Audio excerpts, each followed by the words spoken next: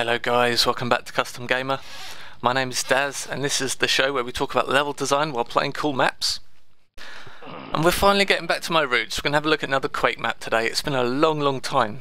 I don't know why it's been this long since I've done a Quake map. It's been so many Half-Life 2 releases, I guess, but we're going to try and get a bunch of Quake maps done as it's been a while.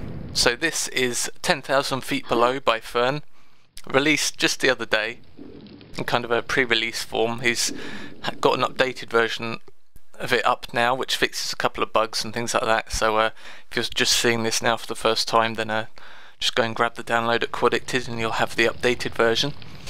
Now, as you can see, it's kind of a Egyptian stroke Indian temple style map, underground, lots of caverns and things like that to explore. It's got a very open-ended layout. I found it quite easy to get lost actually. One of the criticisms I have with the map is that kind of buttons weren't really connected very well with what they did, and like key doors I found quite hard to find as well. But aside from that, the gameplay itself is excellent. I played on skill 2 for this, so I hope you enjoy it.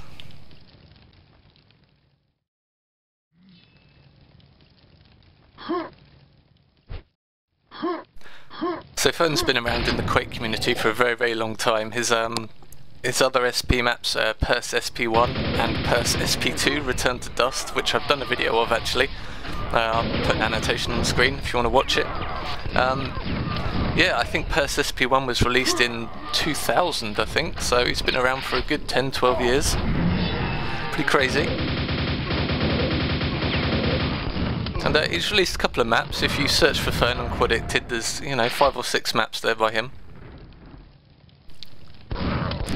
This is the latest. This is going to be part of a episode, I believe. I think he said something like 3 or 4 maps. He's going to release them one at a time and kind of update each one.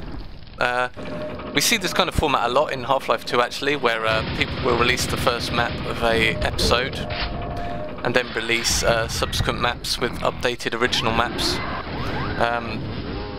Minerva springs to mind, and Mission Improbable by Magnar Jensen, just a couple which spring to the top of my mind. But yeah, I think it's a very successful format and lets maps kind of iterate on their work after they get feedback, which is nice. Generally you see maps released, then the author gets a bunch of feedback about it and then kind of doesn't do anything about it, but just kind of learns it for the next map rather than going back and updating the original. So I think it's a format that works really well to just improve all the maps going forward.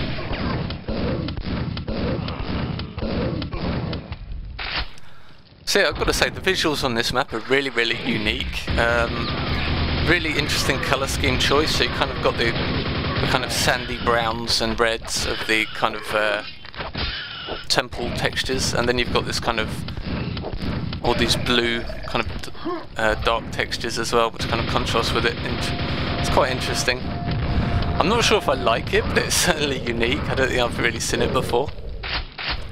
There's a couple of instances where I think the blue looks a bit strange. So for instance, there's spikes on the walls in a lot of the rooms which just stick out, this kind of garish blue texture. I'm not really a fan of it, but for the most part it works, I think. So here's an incidence of pressing a button then not having a clue what it does. I mean, as far as I can tell, it's like no sound to follow, there's no kind of visuals connecting it to anything. You just kind of press it and then just kind of left to work out what it did. I'm not really a fan of that when it happens. What it does actually do is lower the steps to the blue key. As you head back through this room here, you'll see the steps are now open. Here we are. A trap when you pick up a key? Surely not.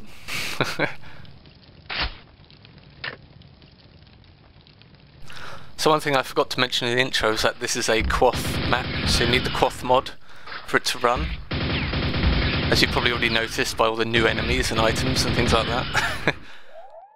This flashlight is obviously a Quoth item. It was used very nicely in who was it now? I think it was Necros's latest map. Had a nice flashlight section. Or was it Fern's map? Ah, my brain.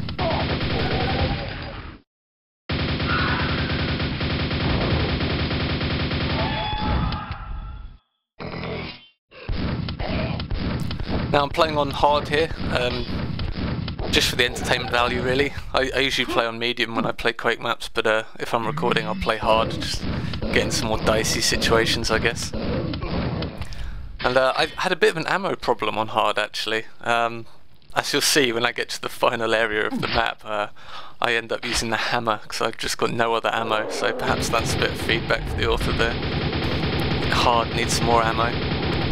Saying that though, I didn't find any of the secrets. This is actually kind of an interesting point, is that you don't actually find any explosive weapons unless you find the secrets that house them. Though even saying that, I only saw the grenade launcher secret. I never actually worked out how to get to it though. You know me, failing to find all the secrets, but yeah. So yeah, I spent the entire map with the super shotgun and the nail gun, which is interesting. I mean, I think I've seen other maps which do this as well. They don't give you a decent weapon unless you find it in a secret, so it's an interesting gameplay idea, but I just found this map to be quite long without finding any heavy duty kit. But again, maybe that's where the ammo problem came from. I probably had like 100 rockets and just nothing to use them with.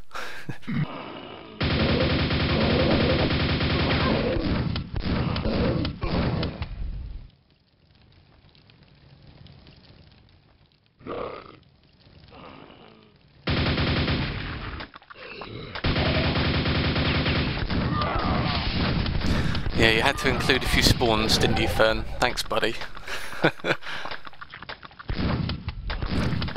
You don't see these a lot in custom Quake maps, and usually for good reasons. They're just bloody annoying. There are a couple of instances where you can use them quite nicely, and this instance wasn't so bad, but they're quite buggy as well. I don't know if bugs have been fixed in later in Quake mods and Quoth and things like that, but I remember a lot of times in Quake when using spawns in my own maps, they'd like go outside the map or teleport through walls and all kinds of crazy stuff. I actually remember a map, this is going back a long time now, probably like 1999 or something like that. My partner in crime, Dranas, who I launched my original level design site with, called the Daz Drans Level Cave, back in 1999 I think it was. It was a Planet Quake hosted site, back when the Planet sites are actually relevant. And yeah, we had a site called the Daz Drans Level Cave, and I don't think Dran has actually ever released this map, but it was this kind of strange, I think it was a base map where you walked into this room and there was a whole bunch of spawns, and you saw them kind of instantly ran away from the room, then you'd hear them kind of, you know, doing their blobby sound in this room, and then eventually they'd all disappear from the room, but you'd still hear the sounds. It was so creepy. It was where all of them were bugged out and kind of teleported through the wall and they're kind of outside the map. And then eventually they'd come back through the walls and just come and get you no matter where you were in the map. It was so creepy. It was just brilliant. I remember just playing that over and over and just seeing when they'd come back and get you. It was really tense. It reminded me a lot of, you know, the Aliens films and things like that, where they're in the goddamn walls, man. Yeah, sorry, trip down memory lane there.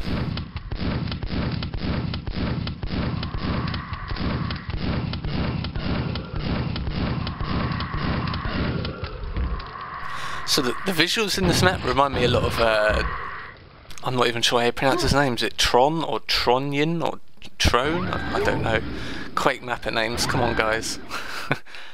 Again, he's another really old Quake author who's been in the scene for a very long time. And his kind of style of level design reminds me a lot of this map. He's very much kind of Arabic and Indian style architecture, lots of kind of elevated windows and kind of domes and things like that.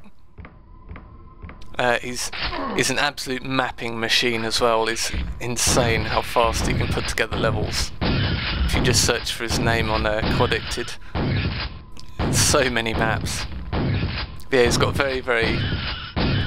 another very distinct visual style.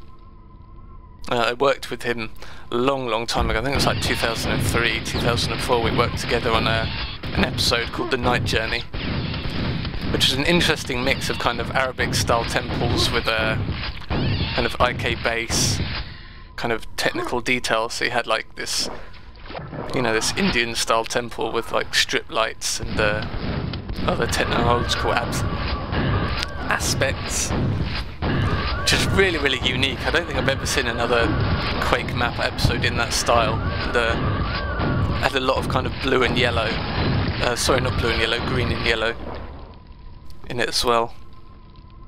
Unfortunately, it was mainly my fault really, but the episode never really got finished because I'm a really slow and lazy mapper, whereas Tron's kind of this absolute machine, and he made about 4 maps and I'd barely finished my first.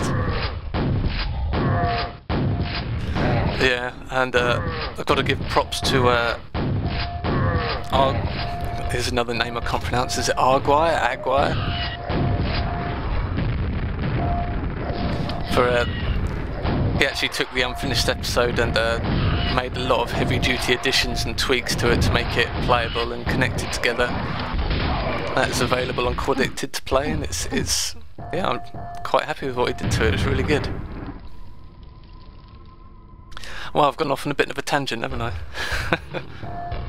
Reminiscing about the good old days of Quake when I was actually active in the community.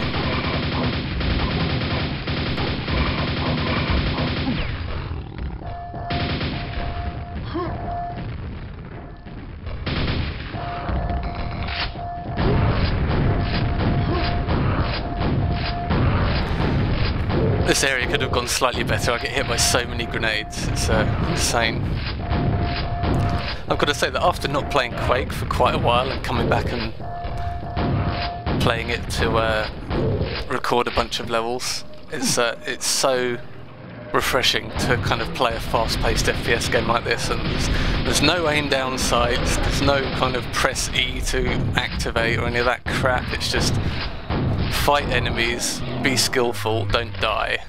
And I really appreciate the simplicity of the game. It's very refreshing in a world of follow this guy, press E on door.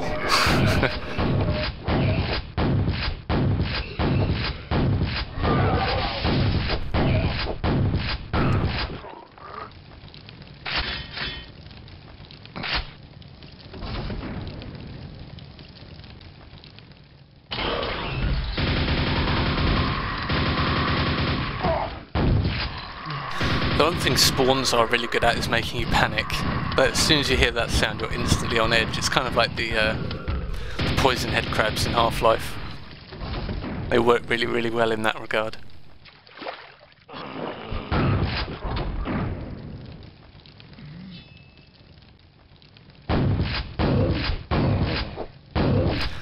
Now, just watching the footage back here, actually when I was leaving my feedback for Fern on a Funk message board, I actually made a point that I didn't really like the lighting. I thought it was too flat, and it would be really nice if the wall torches casted some decent shadows on the environment. And looking at the footage now, that's actually completely the case, so I don't know what I was thinking leaving that feedback. The lighting's actually very nice.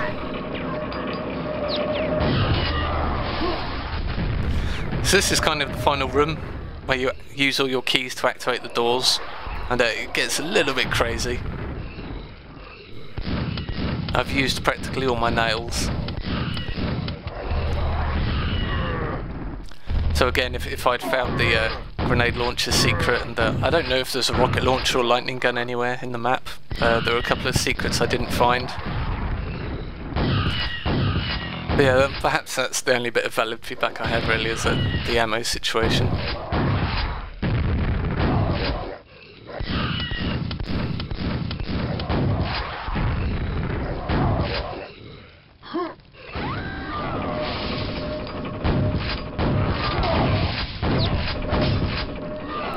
Yeah, this final area is just insane without any kind of, you know, rocket launcher or lightning gun or something.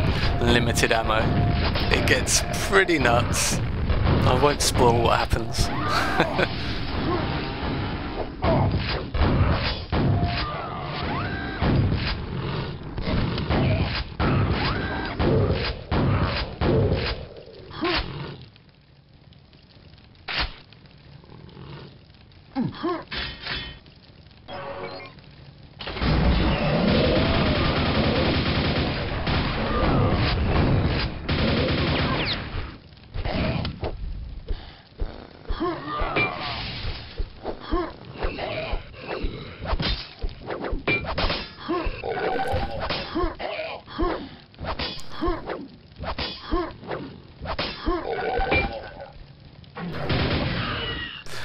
So I thought I was just about out of the woods there, then I heard the two drolls kind of, yeah, now I knew I was in trouble.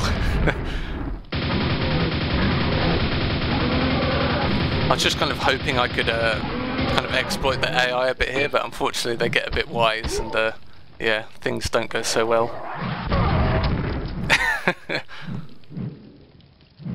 So yeah, very rough there on the end. But I decided to go back and just record the exit so you can see it. Obviously I'm cheating here. I just wanted to show you guys the end of the map, as you didn't really miss much, it was right at the end here.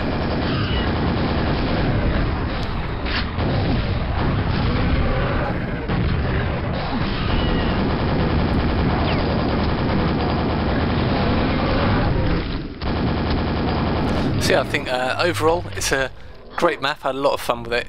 On hard it is certainly pretty hard. And I hope you all give it a go, because I had a lot of fun with it, and I'm looking forward to the next instalment in the series. So, this has been 10,000 Feet Below by Fern, and I'll see you next time.